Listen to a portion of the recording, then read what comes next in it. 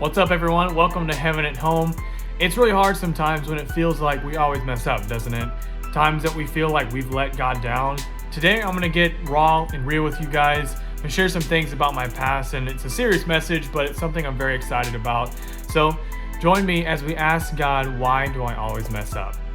It's really discouraging a lot of times when you sin or mess up and you get that shame and regret that follows it. And this is a feeling that I know all too well. For the longest time, I've struggled with a sexual sin, and it's something that started at a really young age and has really taken a deep hold on my life. I've battled with it hard for so many years. I've worked with a lot of awesome men of God that have helped me try to overcome it, but nothing ever seemed to work.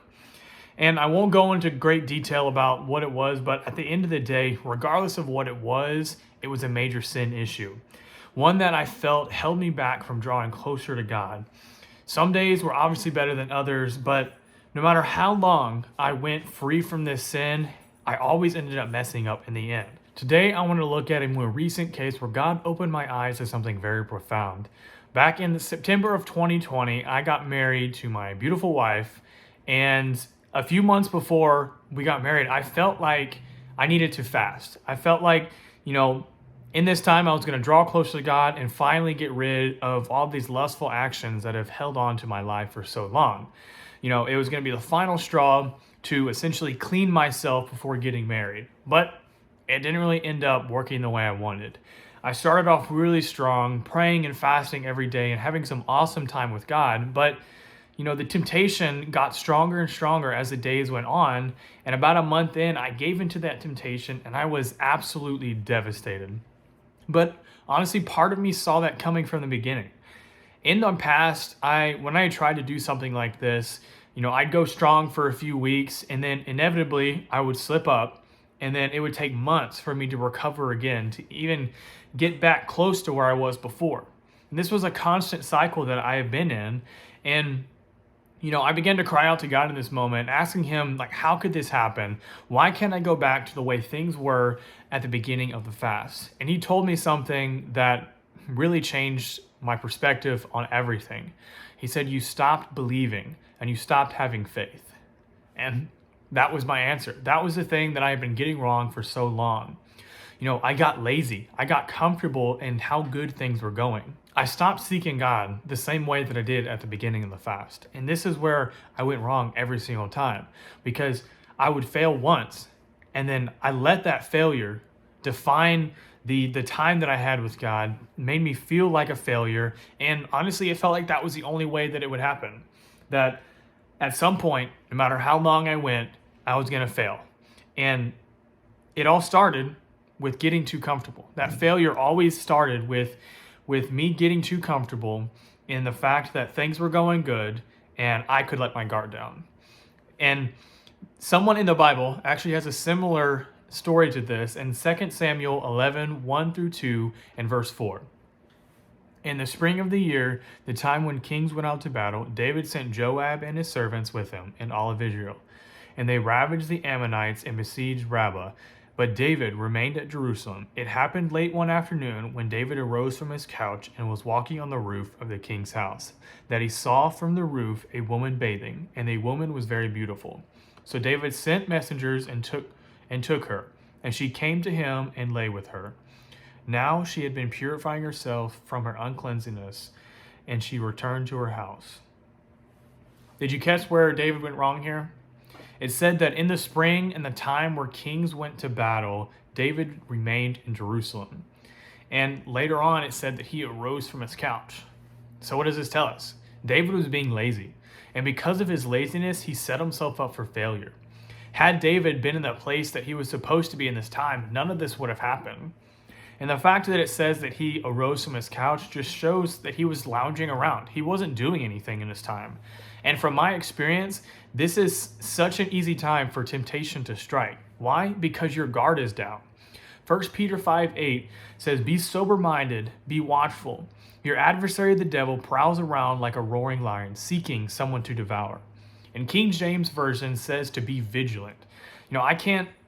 We can't let our guard down to the point where we set ourselves up for failure. Does this mean that we can never relax? No. What this means is you need to know your sin triggers. When does it normally happen? What time? Who are you with during when it happens? These are the things that we have to keep in mind, and knowing the triggers, we can be vigilant to avoid them. So we have to do this because of what 1 Peter says. The devil is going to strike at any opportunity that he can, and we have to do our part to avoid those situations. During my battle with sexual sin, I constantly felt like I was at war with myself, between my spirit knowing that it was wrong and my flesh wanting more. And in Galatians 5:17 explains this exact feeling. For the desires of the flesh are against the spirit, and the desires of the spirit are against the flesh. For they are opposed to each other to keep you from doing the things you want to do. This feeling is completely normal. If you've ever felt this, it's our nature to sin. We were born with that. But as Christ followers, we can partner with God to battle our sinful nature. So, how do we fight back? We follow Jesus' example. In the Bible, it tells us that Jesus was tempted just like we are, and we have the same tools that he used. In Matthew 4:1-11 is a great example of this. Then Jesus was led by the Spirit into the wilderness to be tempted by the devil. And after fasting 40 days and 40 nights, he was hungry. And the tempter came and said to him, "If you are the Son of God, command these stones to become loaves of bread." But he answered, "It is written, man shall not live on bread alone, but by every word that comes from the mouth of God." Then the devil took him to the holy city and set him on the pinnacle of the temple and said to him, "If you are the Son of Man, throw yourself down, for it is written, he will command the angels concerning you, and on their hands they will bear you up, lest you strike your foot against a stone." And Jesus said to him, "Again, it is written, you shall not put the Lord your God to the test." Again the devil took him to a very high mountain and showed him all of the kingdoms of the world and their glory. And he said to him, "All of these I will give to you, if you fall down and worship me." Then Jesus said to him, "Be gone, Satan, for it is written, you shall worship the Lord your God, and only shall you serve." Then the devil left him, and behold, angels came and were ministering to him. Each time Jesus was tempted, he started his sentence with the same thing. It is written. And then he followed that with scripture. This shows us that the word is our weapon, and we have God on our side. So when you feel tempted by sin, fight back. You need to equip yourself with scriptures related to your situation. And Jesus proved that you can fight sin and fight temptation this way, so it means you can do it too. So what happens when things don't go the way you plan? I don't say this to discourage you, but sometimes failure happens. We are humans, it just happens. That's the whole reason for this video. But there's some things that you can do when you mess up. I had a good friend tell me once that you need to focus on your progress rather than your perfection. And after he told me this, it really changed how I looked at things. I told you that before, when I gave into temptation, it took me months to recover from it. And that's because I lost hope in the fact that I could fix myself, and that was my problem. I spent too much time focusing on my failure that I didn't allow myself to see the many victories I had before. Instead of looking at it as, wow, I had done so well this past month, I saw it as, I've been doing so good, you failed, how could you let this happen? And that's how I looked at it. When I failed, I beat myself up for it. Instead of looking at the things that I had done before, the great victories that I had weeks before, I just focused on the failure. And because of that, I sulked in my failure, and I didn't let myself, get past that. But after I talked to my friend and he had told me this, it really changed my perspective, because after that, my mentality became, okay, I messed up. It's fine. I'm going to get back up and I'm going to keep fighting. And I think, just think about it. If you were learning to ride a bike, you would never learn if you gave up the first time you fell down. Don't give sin the power to control you. You have to fight for your breakthrough. Sorry if you didn't know this, but you're going to mess up sometimes in life. And you need to decide what you're going to do after it happens. We need to know our triggers. We need to know the things that trigger our sin. We need to be vigilant to avoid those. And if you mess up, get up and keep fighting.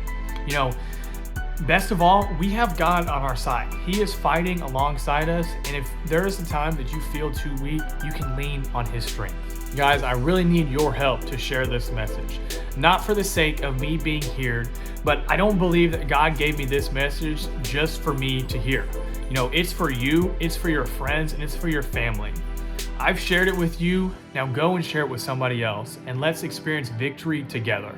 And until next time, keep striving to bring heaven to your home.